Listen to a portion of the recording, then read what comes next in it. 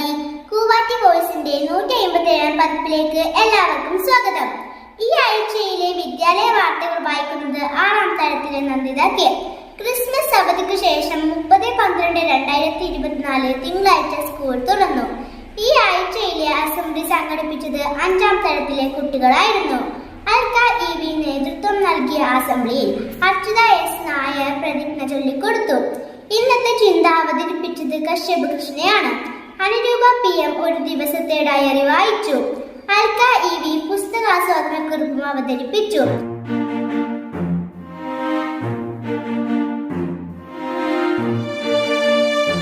അസംബ്ലിയിൽ വെച്ച് മുൻ head mistress Sumathi teacher sponsor ചെയ്ത സയൻസ് കലണ്ടർ ലൂക്ക 2025 കേരള ശാസ്ത്ര സാഹിത്യ പരിഷത്ത് പരപ്പ മേഖലാ സെക്രട്ടറി ബാബുരാജൻ മാഷ് ഓരോ ക്ലാസ് ലീഡർമാർക്കും നൽകി.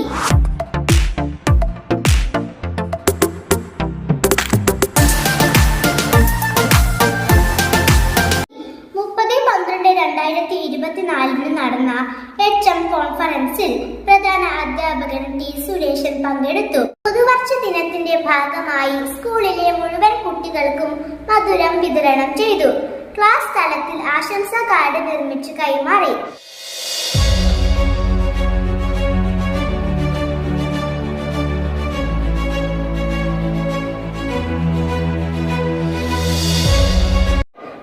വിദ്യാലയം പരിപാടിയുടെ ഭാഗമായി പ്രത്യേക അസംബ്ലി ചേർന്ന് നിത്യജീവിതത്തിൽ നാം ഒഴിവാക്കേണ്ട മാലിന്യങ്ങളെക്കുറിച്ച് പ്രധാന അധ്യാപകൻ T സുരേഷൻ വിശദീകരിച്ചു.